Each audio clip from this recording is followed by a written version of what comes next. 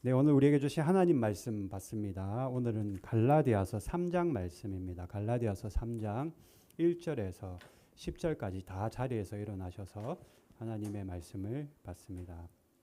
갈라디아서 3장 1절에서 10절 제가 읽겠습니다. 어리석도다 갈라디아 사람들아, 예수 그리스도께서 십자가에 못 박히신 것이 너희 눈앞에 밝히 보이거늘 누가 너희를 꾀더냐. 내가 너희에게서 다만 이것을 알려 하노니 너희가 성령을 받은 것이 율법의 행위로냐 혹은 듣고 믿음으로냐. 너희가 이같이 어리석으냐. 성령으로 시작하였다가 이제는 육체로 마치겠느냐. 너희가 이같이 많은 괴로움을 헛되이 받았느냐. 과연 헛되냐. 너희에게 성령을 주시고 너희 가운데서 능력을 행하시는 이의 일이 율법의 행위에서나 혹은 듣고 믿음에서냐. 아브라함이 하나님을 믿음에 그것을 그에게 의로 정하셨다 함과 같으니라. 그런즉 믿음으로 말미암은 자들은 아브라함의 자손인 줄 알지어다. 또 하나님이 이방을 믿음으로 말미암아 의로 정하실 것을 성경이 미리 알고 먼저 아브라함에게 복음을 전하되 모든 이방인이 너로 말미암아 복을 받으리라 하였느니라. 그러므로 믿음으로 말미암은 자는 믿음이 없는 아브라함과 함께 복을 받느니라. 무릇 율법 행위에 속한 자들은 저주 아래에 있나니 기록된 바 누구든지 율법책에 기록된 대로 모든 일을 항상 행하지 아니하는 자는 저주 아래에 있는 자라 하였음이라. 아멘. 자리에 앉습니다. 잠깐 기도하겠습니다. 하나님, 오늘도 귀한 성일 허락해 주셔서 감사합니다. 오늘도 하나님 말씀 듣습니다. 하나님, 이 시간을 통해서도 성경 말씀이 깨달아지고 하나님의 뜻이 깨달아지는 그런 시간 되도록 하나님 도와주시고 은혜 베풀어 주시옵소서. 예수님의 이름으로 기도드립니다. 아멘. 할렐루야.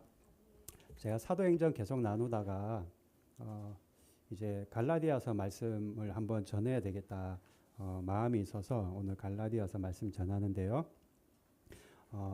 바울 사도가 정말로 거기뿐이겠습니까만은 정말로 열심히 복음을 전했던 곳이 갈라디아 교회입니다.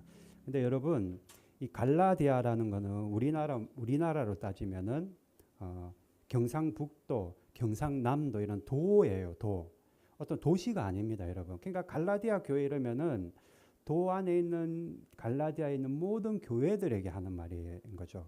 어느 특정 한 교회 하는 말이 아니라 갈라디아 교회라고 하면 갈라디아라는 그 엄청 큰 도만큼 큰 지바, 현처럼 그런 곳이에요. 그 안에 있는 갈라디아 교회들에게 편지를 하는 것인데 갈라디아 교회가 바울이 복음을 잘 전하고 이제 잘 세워지니까 여기는 됐네. 이제 다른 데 가서 복음을 전해야지. 다른 데로 떠났단 말입니다. 바울이. 그런데 바울이 떠나고 나서 조금 있으니까 교회가 이상해지는 거예요. 변질되는 겁니다. 너무나도 사랑했던 교회들이고 정말로 온 힘을 다했던 교회들인데 변질되고 복음에서 자꾸 멀어지는 거예요. 갈라디아 교회들이. 그러니까 마음이 애가 타는 거죠. 가뜩이나 노심초사 늘 걱정이 많은 바울인데 이거 정말 큰일 나겠네. 이래서는 안 되겠다. 교회가 왜 저럴까? 또 저렇게 변질될까? 야, 정말로 저러면 안 되는 큰일 나겠네. 너무나도 안타까운 마음으로 그나마 다행인 것은 편지를 쓸 수 있었다. 그래서 그 편지가 바로 갈라디아서입니다. 갈라디아 교회에게 쓴 편지, 바울의 마음을 담은 편지. 너희들 큰일 나겠다 이렇게 하다가는 교회 완전히 쫄딱 망하겠구나. 큰일 날 일들 너희들이 벌이고 있다. 그 편지가 바로 갈라디아. 요즘 같으면은 전화하면 되잖아요, 그죠? 근데 편지를 쓸 수밖에 없었다. 자, 그러면 갈라디아 교회가 뭐가 변질됐냐? 뭐가 문제였는가? 무슨 일이 일어났길래 바울 사도가 이렇게 편지까지 구구절절 쓰는가? 여러분, 온전하고 완벽한 그 십자가 복음, 여러분 십자가 복음은 부족함이 없습니다. 그 십자가 그 자체로, 그 복음 자체로 완벽한 거예요. 그런데 갈라디아 교인들이 십자가 복음에다가 율법이라는 것을 자꾸 첨가를 하는 겁니다. 율법. 믿음으로 말미암아 구원받는다는 그 십자가 복음에 율법이라는 자꾸 조미료를 치는 거예요. 양념을. 이런 거예요. 어떻게 믿기만 한다고 구원을 받는가? 어떻게 믿는다고 영생을 얻는가? 많이 좀 부족해 보인다. 2% 부족해 보인다. 아니 내가 구원받으려면은 믿는 것 플러스 내가 뭐라도 좀 해야 되지 않겠느냐. 말씀이라도 좀 제대로 좀 율법이라도 지켜야 되지 않겠느냐 하는 겁니다. 여러분 어떻게 생각해 보면 이해가 가죠, 그죠? 좀 뭔가 이 부족한 것 같다. 믿음만 가지고는 율법도 지켜야 될 것 같다. 이 왜 그랬을까요? 우리 인간은 무언가를 내가 받고 내가 누리는 것, 그것에는 내가 무언가를 나도 해야만 한다라는 그런 마음들이 있기 때문입니다. 여러분 대부분 인간사에서요, 받을 자격이 되려면 나도 적극적으로 좀 그런 거 아니겠어요? 좀 뭐라고 해야 될까요? 일도 좀 하고 내가 그것을 누릴 자격이 되려면 좀 빨래도 좀 하고, 집 청소도 좀 하고, 좀 뭔가가 내가 적극적으로 참여를 해야만 그래도 나도 이 정도면 나도 받을 만하지라고 우리가 생각하기 때문입니다. 인간 세상에서는 그래요, 그죠? 가만히 있으면은 왜 저 사람 받기만 하는가 말하지 않습니까? 그런데 여러분 우리가 알다시피 이 구원이라는 거는요, 내가 받을 만한 자격이 있어서 내가 그것을 받기 위해 뭔가를 해가지고 받는 것이 아니라는 겁니다. 여러분 어떻게 여러분 구원 생명을 얻는 건데 이것을 내 공로와 행동으로 이것을 우리가 얻을 수가 있겠습니까? 그럼 말도 안 되는 얘기 아니겠어요? 처음부터 이 접근 자체가 갈라디아 교인들의 접근 자체가 물론 생각은 무슨 말인지는 제가 이해가 가는데 접근 자체가 잘못됐다. 생명의 문제는 우리 인간 차원에서 절대로 해결할 수 없는 부분이기 때문입니다. 그런데 유대인들은 율법을 잘 지켜서 구원을 받을 만한 자격을 획득해야 된다라고 생각하는 거예요. 자꾸 자격을 획득해야 된다. 하나님께서 은혜로 주시는 것이 구원이고 믿음인데 율법을 잘 지켜야만 구원을 획득할 수 있다. 뭔가가 그저 내 공로에 의해서 획득할 수 있다. 자꾸 그렇게 생각을 하는 겁니다. 이 거짓 복음이 몇몇 소수의 그 유대인 지도자를 통해 갈라디아 교회에 침투했다라는 겁니다. 그래서 복음의 그 순수성이 십자가로는 안 돼. 그걸로는 부족해. 많이 부족해. 율법 플러스 십자가 플러스 율법. 그러니까 복음의 그 순수성이 너무 많이 희석된 겁니다. 자, 그러면 율법이 도대체 무슨 역할을 하길래 그 율법이라는 조미료를 치기 시작했는가? 이 율법이라는 파이다고고스라는 이 헬라어거든요. 파이다고고스. 이게 원래 무슨 말이냐면은 그 로마 시대 때 부잣집 아이들 있잖아요. 그 부잣집 가문의 아이들을 돌보고 그 아이들을 케어하고 하는 그 노예들을 지칭할 때 파이다고고스라고 얘기했습니다. 즉 율법이라고 얘기했습니다. 사람에게 율법이라고 불렀다라는 게 무슨 말일까? 고용된 노예는 집주인 아이가, 죄송합니다. 안경 좀 잠깐 벗을게요. 집주인 아이가 7살 때부터 17살 될 때까지 10년 동안 이 아이를 늘 보모처럼 데리고 다니는 거예요. 그리고 지도하고 또 보호하고, 아이가 학교 갈 때는 등하교도 같이 시켜주고, 체육관에 갈 때는 옷도 좀 챙겨주고, 주로 데리고 가고 데리고 오는 몇 가지 일을 했는데, 뿐만 아니라 오고 가는 길에 아이들에게 훈계도 했단 말입니다. 예를 들어, 야, 너 코 좀 흘리지 마. 왜 코를 자꾸 흘려? 이런 것들. 코 흘리고 이렇게 닦지 마. 손수건으로 닦어. 야, 너 길 갈 때 너 지금인 차지요. 그때 마차 조심해라. 이런 거 아니겠어요? 그런 가르침을 주는 노예가 그런 가르침을 주는 일을 했다라는 거예요. 이런 가르침은요, 아이가 다 큰 후에도 도움이 되는 거예요. 어릴 때 그 배운 가르침이 커서도 도움이 되는 겁니다. 왜? 머릿속에 남아 있으니까요. 여러분, 율법이라는 것은 이런 역할을 한다. 아이들에게뿐만 아니라 우리 성도들에게 이런 역할을 한다. 여러분, 음악 조금 아시는 분들은 아실 겁니다. 음악 선생에는요, 큰 선생이 있고 작은 선생이 있어요. 이게 무슨 말이냐? 큰 선생이라는 것은 요즘 말로 하면은 교회 죄송합니다. 대학교에 아주 유능한 선생님들, 한번 만나기도 어려운 선생님들, 매일 못 만나잖아요. 이런 분들은. 큰 선생들은. 큰 스승 어디 가서 만나요? 잘 못 만나지. 예약해도 만나기 어려운데. 교수에게는, 큰 선생에게는 일주일에 한두 번 정도 만날까 말까. 그것도 많은 돈을 줘야지만 레슨 한번 받을 수 있는 겁니다. 그런데 큰 선생님 대신에 작은 선생님은 늘 만날 수 있어요. 학원 같은 데 가서 레슨 얼마든지 받을 수 있잖아요. 대학 교수가 큰 선생이라면 학원 강사는 작은 선생이다라고 볼 수가 있는 겁니다. 그런 역할을 하는 거예요. 학원 선생님들이. 학원 선생님은 아이가 어떻게 해요? 나중에 잘 음악 기초를 닦아서 유명한 대학교나 대학원 가서 큰 선생, 좋은 교수님 만나서 밑에서 배울 수 있도록 그때까지 뭘 하는 것인가? 길잡이 역할만 한다라는 거예요. 엇나가지 않고 기초를 잘 닦을 수 있도록 그냥 길잡이 역할만 하는 것이 작은 선생의 역할이다. 다리 역할만 한다. 율법이 그런 역할만 한다라는 거예요. 율법이 전혀 필요 없다라는 게 얘기하는 게 아니에요. 우리에게도 교훈도 주고 때로는 경각심도 주고, 그러나 그게 본질이 아니라는 겁니다.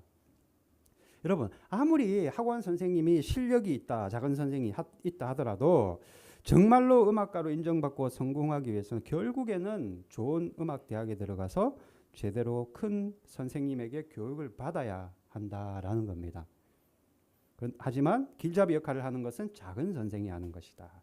율법이 곧 작은 선생이다. 몽학 선생이다. 율법은 우리에게 그런 길잡이 역할을 할 뿐이다. 그래서 율법이라는 작은 선생으로는 절대로 구원받을 수 없다. 대학교로 치면 대학원에 들어갈 수 없다라는 겁니다. 게다가 우리 인간은요, 율법 전체 다 지키지도 못해. 실은 613가지 율법 어떻게 그걸 다 지켜요? 10가지도 못 지킬걸요? 때문에 예수 그리스도께서 십자가를 지시고 부활하심으로 예수님이 율법을 완성했다라고 말합니다. 율법의 마침표, 점 하나를 찍으면 마침표를 찍으셨다. 이제는 너희들이 율법 안 지켜도 돼. 대신 내가 십자가를 져서 율법을 완성했으니까 다 지킨 걸로 간주해 줄게.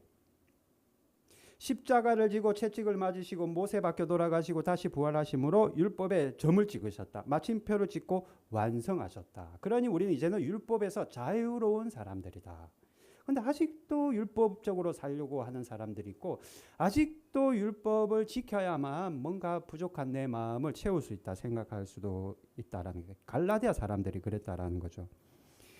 특정한 날 절기도 다 지켜야 되고요. 음식도 가려서 먹어야 돼. 먹지 말라는 거 먹으면 안 되고, 정결 예식까지 지켜야 했지만 이제는 그 모든 율법을 예수님께서 다 완성해 버리셨다.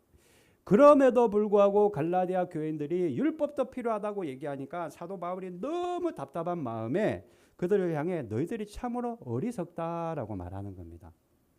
1절 말씀 읽어볼까요? 1절 같이 읽습니다. 시작. 어리석도다 갈라디아 사람들아, 예수 그리스도께서 십자가에 못 박히신 것이 너희 눈앞에 밝히 보이거늘 누가 너희를 깨드냐. 아이고 이 어리석은 사람들아, 누가 너희들을 그렇게 꼬드기더냐. 정신 차려라는 거예요. 정신 차려.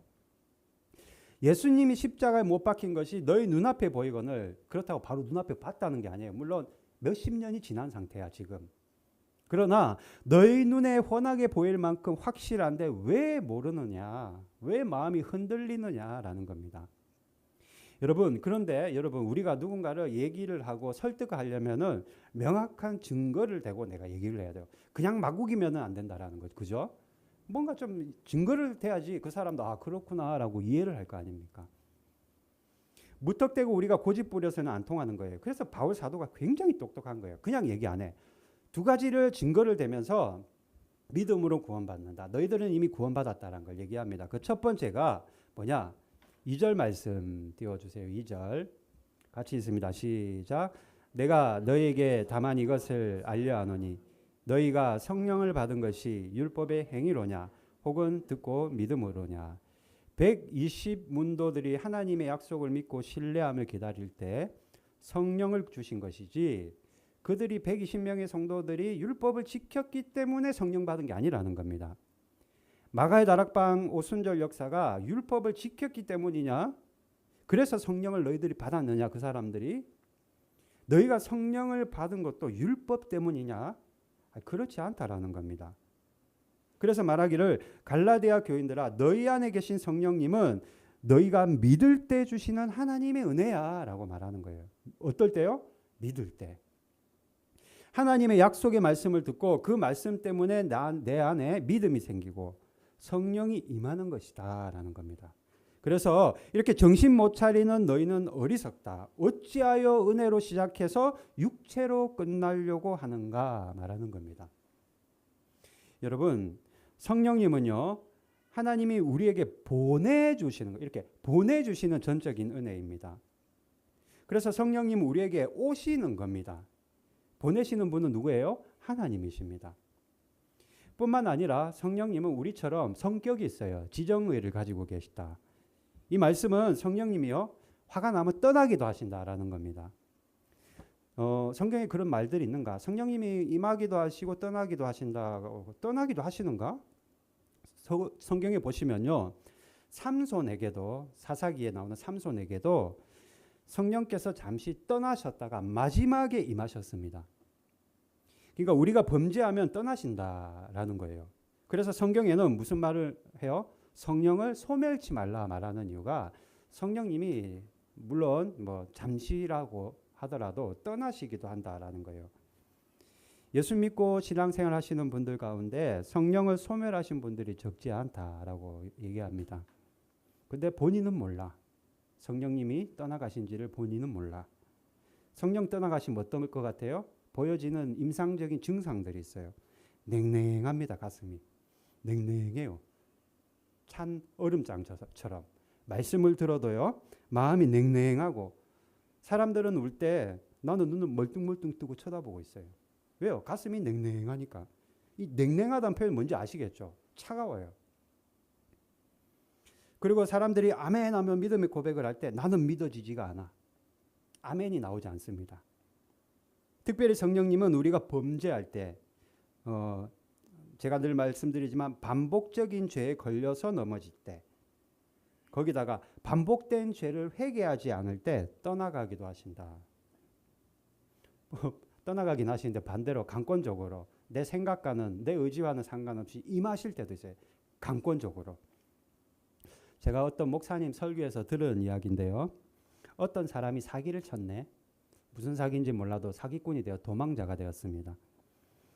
사기를 쳤는데 사기를 좀 잘 치면 좋은데 잘 못 쳤네. 이 사람이 좀 제대로 치지 사기도. 빚쟁이가 돼서 도망을 다니는데요. 이 사람이 경기도 일산에 있는 한 교회에 숨어들었다. 왜 교회로 숨었을까? 이 사람이 집사님이라는 거예요. 이 사기친 사람이. 예. 그래서 궁여지책을 낸 것이 교회로 숨어드는 거예요. 교회에 있으면 누가 잡으러 오지 못한다 생각하고 누가 교회에 숨어 있다 생각하겠어요. 숨으려면 절간으로 가지 요즘 사람들은. 안 그래요? 예.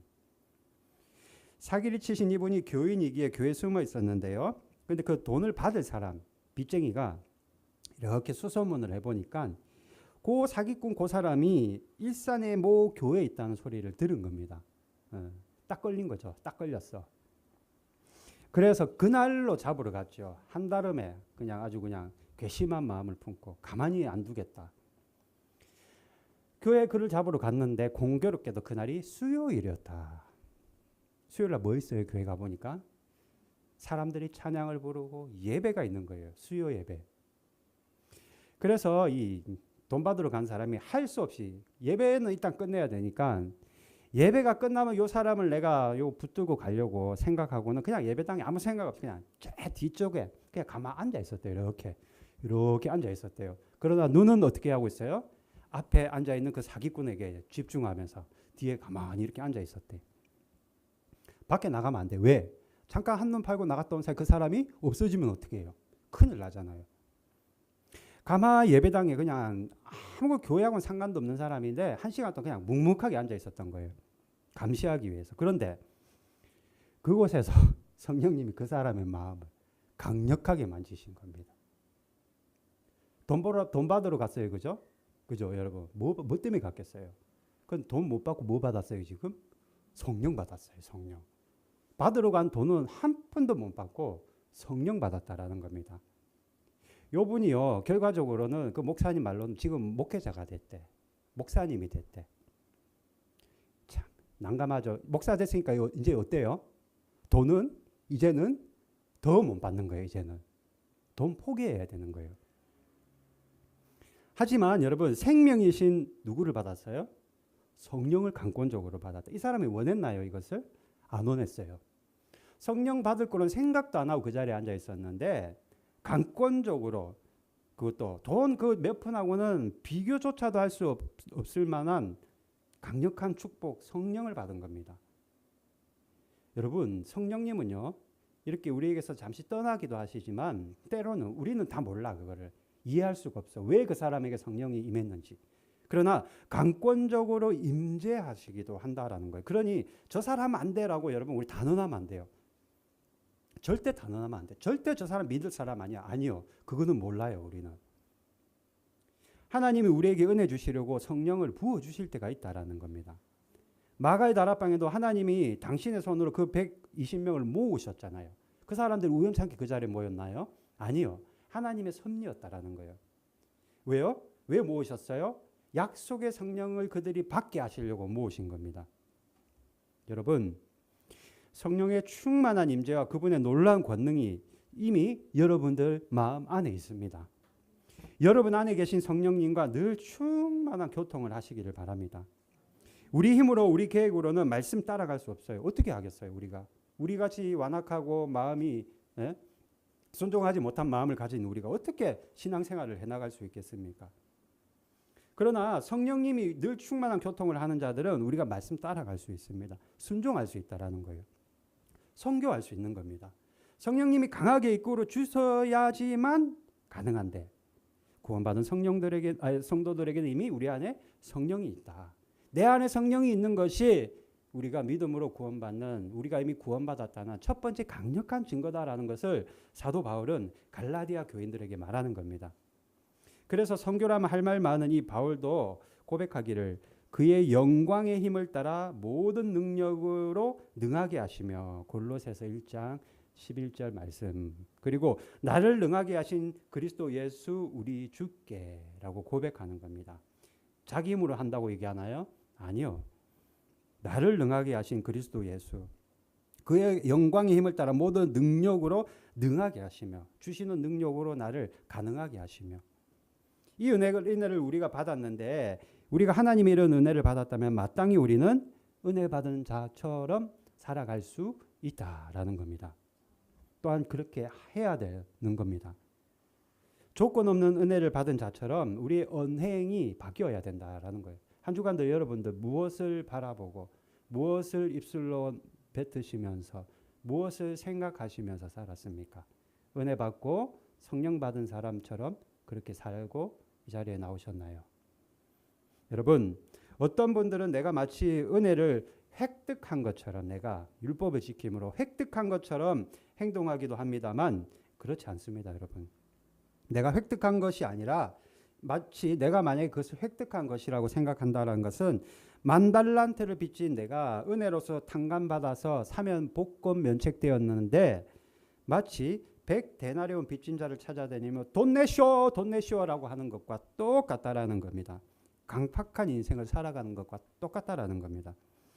돈도 내가 벌었고 그래서 빌려준 것도 내가 빌려주었으니 구원도 내가 획득했다. 내가 잘나서 내가 구원을 누리고 있는 것이다 라고 우리가 생각하는 겁니다. 여러분 구원받은 성도의 첫 번째 증거는 절대로 우리는 우리 안에 계신 성령님을 소멸해서는 안 됩니다. 그분은 인격이기 때문에 우리 안에 임재하기도 하시지만 때로는 떠나기도 하시기 때문입니다. 그러니 번제로부터 죄로부터 멀어지고 만약 여러분들 가운데 지금도 죄 가운데 있는 분이 계시다면 회개하고 은혜 받은 자로의 그 적절하고 합당한 삶을 여러분 살아갈 수 있기를 바랍니다. 우리가 믿음으로 구원받는 첫 번째 증거 우리 안에 성령님이 계시다. 자, 사도 바울이 제시한 구원받은 성도라는 두 번째 증거는 10절 말씀 부탁드립니다. 10절 같이 읽습니다. 시작. 무릇 율법 행위에 속한 자들은 저주 아래에 있나니 기록된 바 누구든지 율법책에 기록된 대로 모든 일을 항상 행하지 아니하는 자는 저주 아래에 있는 자라 하셨습니다. 만약 여러분이 율법을 지켜서 구원을 얻을 수만 있다면 저도 그렇고 하나도 빠짐없이 다 지켜야 된다라는 겁니다. 이것을 증명하기 위해 바울이 가져온 말씀이 있어요. 신명기 27장 신명기 12장 26절 말씀 준비됐나요? 27장 26절이네요. 예, 같이 있습니다. 시작. 이 율법의 말씀을 실행하지 아니하는 자는 저주를 받을 것이라 알 것이요 모든 백성은 아멘 알지니라. 율법의 말씀을 실행하지 아니하는 자는 저주를 받을 것이다. 만약에 율법으로 우리가 구원을 받으려면요, 뭐 대충 지키고 내가 지킬 수 있는 것만 지키고 내가 간혹 가서 지키는 것이 아니라는 거예요. 율법은 전부 다 지켜야 된다라는 겁니다. 그래서 저주에서 벗어날 수 있다. 그래야만. 그러나 문제는 우리는 다 지킬 수 없다. 10가지 지키는 것도 힘들다. 그러면 왜 다 지킬 수 없는가? 왜 불가능한가? 만약에 여러분들이 그래 나는 믿음도 믿음이지만 오늘 이 시간부터 오늘 9월 27일인가요? 9월 27일 오늘 오후 12시부터는 내가 지금부터는 모든 율법을 다 지키겠다. 여러분들이 만약에 결심했다고 가정을 해봅시다. 그래서 여러분들 죽을 때까지 하나님이 부르시는 그날까지 율법을 싹 다 지켰다. 율법 13가지 율법을 매일매일 다 지켰다. 뭐 그럴 일도 없지만 만약에 그랬다 칩시다. 예, 만약에 죄송해요. 무시하는 게 아니라 오늘부터 지키기로 결심하고 평생 죽기까지 다 지켰다. 오늘 이후부터 그러면 난 율법도 중요해. 율법도 지켜야지. 뭔가 부족해. 다 지켰다. 그러면 좋습니다. 다 지켰으면 구원 받을까요? 왜요? 구원 받을까요? 못 받아. 왜 그럴 것 같아요? 절대 못 받아. 왜요? 이거 맞추면 통닭 사드세요. 예? 왜 못 받을 것 같아요? 구원을? 지금부터 내가 율법을 다 지켰다. 왜 못 받을 것 같아요? 구원을?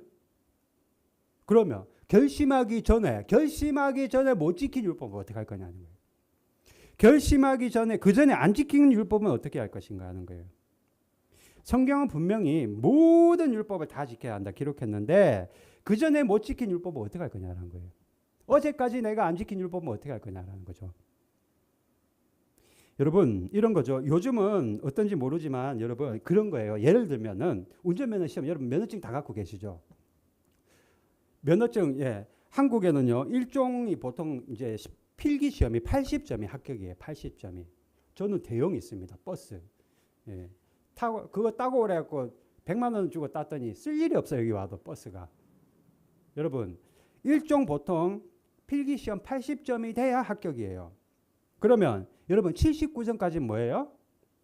그거는 빵점이나 79점이나 똑같은 겁니다. 빵점 맞고 불합격하든 79점 맞고 불합격하든 똑같은 불합격인 거죠. 여러분 율법도 마찬가지예요. 다 지켜야 된다는 거는 10개 중에 9개만 지키면은 안 지킨 것과 똑같다라는 거예요. 79점이 불합격이듯이 9개만 지키는 것도 여러분 불합격. 하나님 입장에서 볼 때는. 율법이 그렇다라는 거예요. 물론 여러분 79점 맞아 보셨습니까? 분명히 그런 사람들이 있을 거예요. 안 그래요? 79점 맞으면 굉장히 속상할 것 같아요. 안타깝고. 그런 거 아니에요. 그런 사람 봤어요. 나는 나이가 많지 않소. 막 사정하는 거예요. 그 창구에 가가지고. 나는 나이가 많지 않소. 나이가 많은데 어떻게 내가 젊은 사람이랑 똑같이 잣대가 이거는 불공평하고. 또는 한 번만 봐주셔. 나 운전으로 먹고 사는 사람인데 큰일 났어. 한 번만 좀 봐주셔. 그런 사람도 있어요. 처자식이 있는데 좀 살려주셔라고 바짓가랑이 붙잡고 얘기하는 사람들도 있습니다. 실질적으로.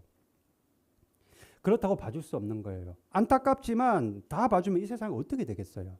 그 사람만 봐준다고 해서.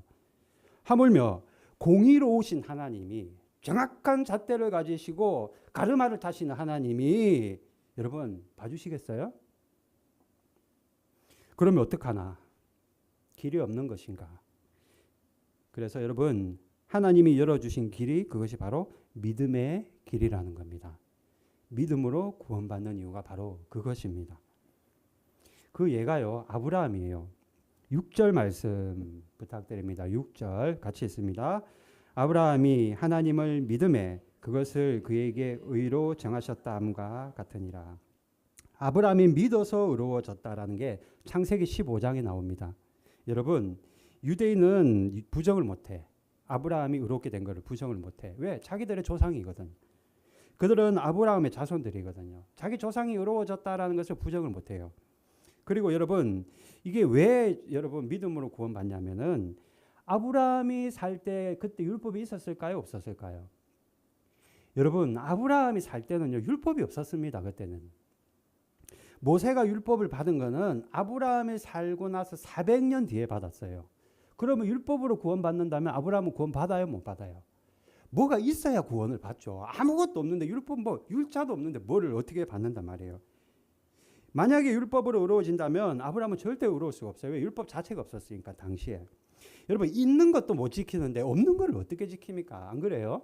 예? 그래서 아브라함은 예로 들면서 지금 바울이요. 그래서 똑똑한 거예요. 그래서 입막음을 시키려고 너희들 말하는 거는 그건 말도 안 되는 거야. 그러면 너희들의 조상 아브라함이 율법으로 그러면은 의롭게 됐냐? 의롭게 된다는 게 뭐예요? 구원받았다는 거잖아요. 그러면 아브라함이 율법을 지켜서 구원받았어? 그때 율법 있지도 않았어. 아브라함 이후에 모세가 율법 받은 거는 400년 뒤에나 율법을 받았는데 그런데 아브라함은 구원받았잖아. 하나님이 물론 아브라함도 여러분 봐봐요. 아브라함도 죄가 있었어요. 무슨 죄냐? 하나님이 원치 않는 자식을 낳았어. 하갈을 통해 이스마엘을 낳았어요.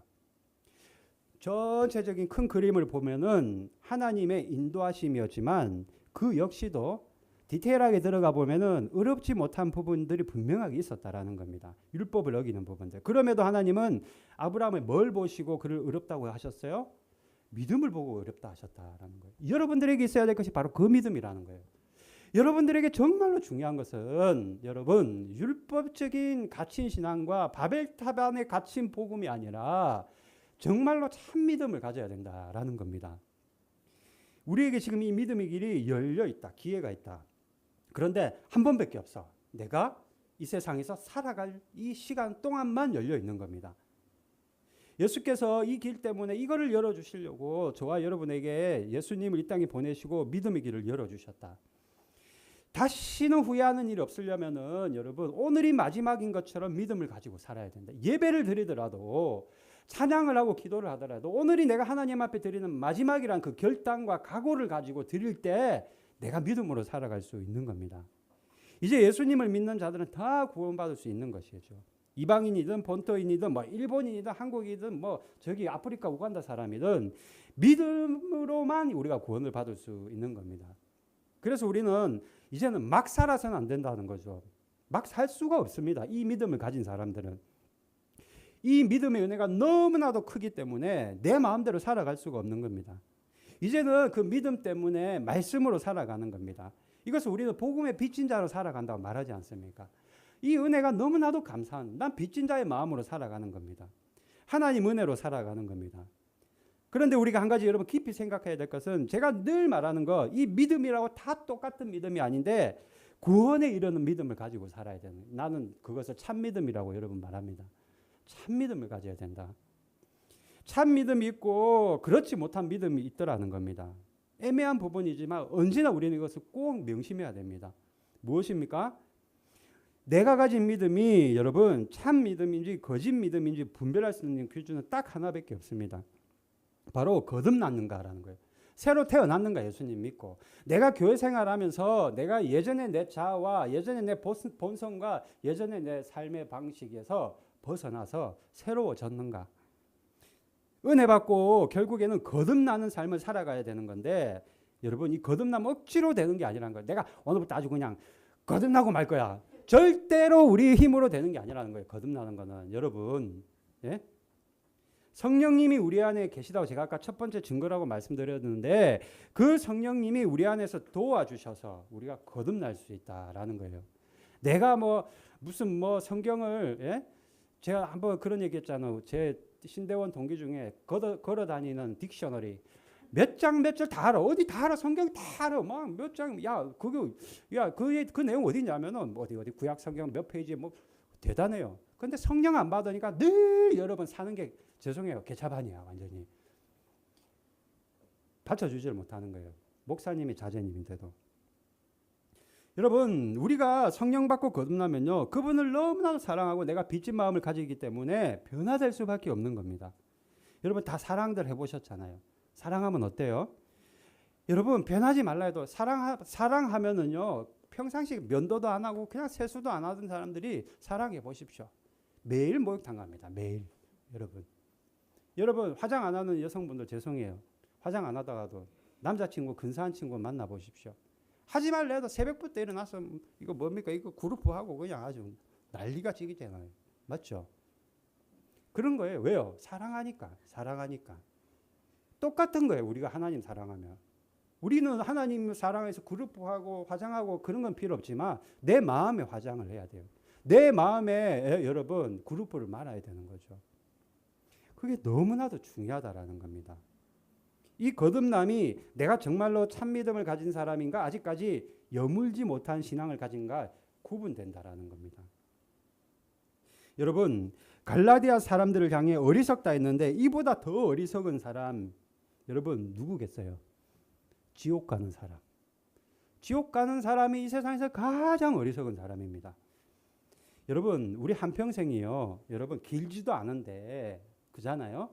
길지도 않은데 결국에는 지옥에 가는 자가 가장 그 사람은 실패한 인생이고 루저 같은 삶을 산 사람이고 아무리 돈을 많이 벌고 자식들이 좋은 대학교 나와서 좋은 곳에 취직했다 하더라도 내 영혼이 지옥 간다면 그 사람은 실패자인 겁니다.